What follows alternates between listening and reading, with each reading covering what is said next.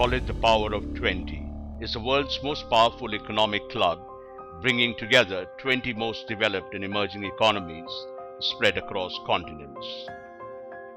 The G20 accounts for 90% of global GDP, 80% of world trade, and more than two-thirds of the world's population. 8 summits later, it's a high moment for G20 as the leaders of the world's premier economic forum gather for the 9th summit in Brisbane, the picturesque gateway to Australia, on November 15 and 16. With India's economy growing at a fast clip and armed with a solid majority in Parliament, all eyes will be on India's reform-minded Prime Minister Narendra Modi as he heads for his first G20 summit to Australia. India has an ambitious multi-layered agenda for the upcoming G20 summit that ranges from infrastructure development and inclusive growth to energy efficiency and global action to mitigate Ebola. Topping the list is lifting the global economic growth by 2%, the overarching goal of the Brisbane Summit, and blending growth with sustainable development and job creation. Mr. Suresh Prabhu, Prime Minister Modi's Sherpa for the G20 Summit, is upbeat about India's expectations from the upcoming Brisbane Power Gathering. One issue which continues to be there in all this summit, which will be there also in this summit, is the economic issue.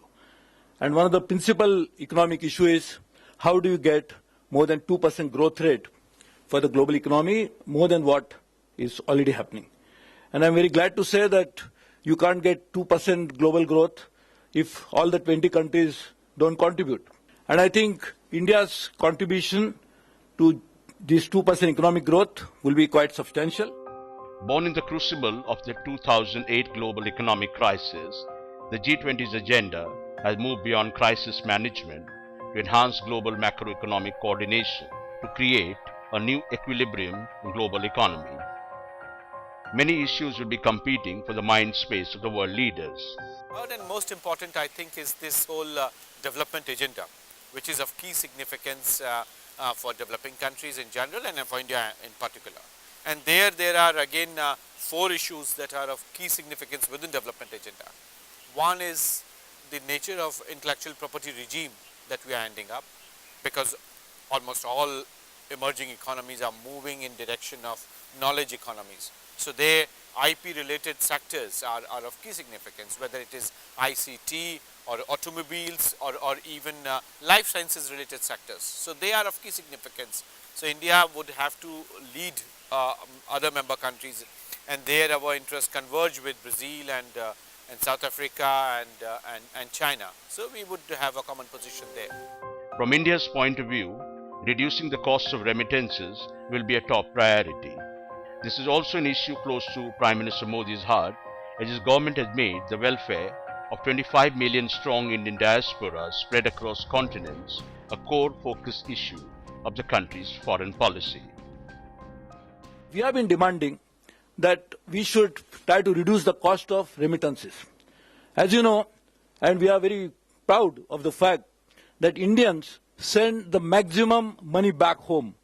So India is the single largest recipient of global remittances. India should be really proud of this fact. Many of our friends from Kerala, many of the friends who work very hard in more than 50 degrees centigrade in the Middle East, they work hard, send the money back. We support the Indian economy significantly because that reduces the cost of reduces the gap of current account deficit.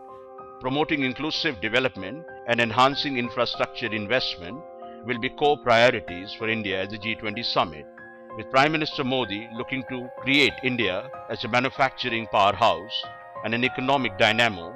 He is expected to renew the call to the world to make in India. I think it's going to be a very important summit. Apart from doing crisis management, I think that period is now over after the 2008 crisis. What India should be looking at is really, for example, the issue of reforms of the IMF, the World Bank and other institutions.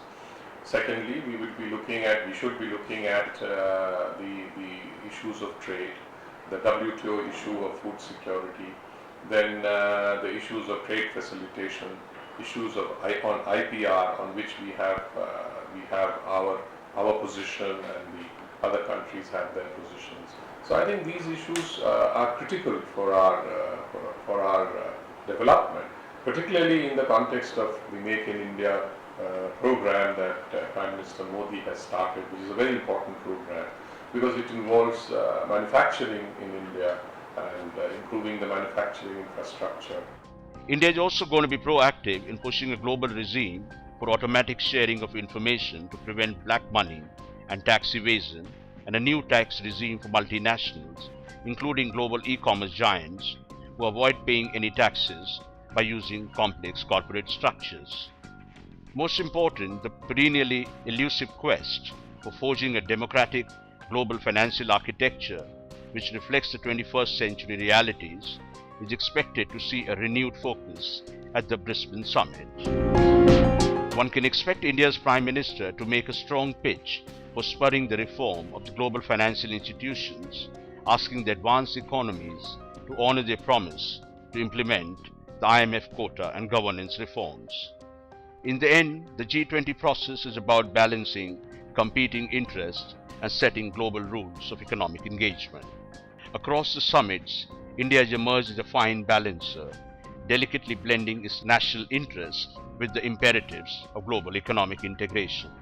With upbeat projections about India's economic growth in days to come, expect India to contribute substantially to global economic growth and be a more proactive player in the G20 process.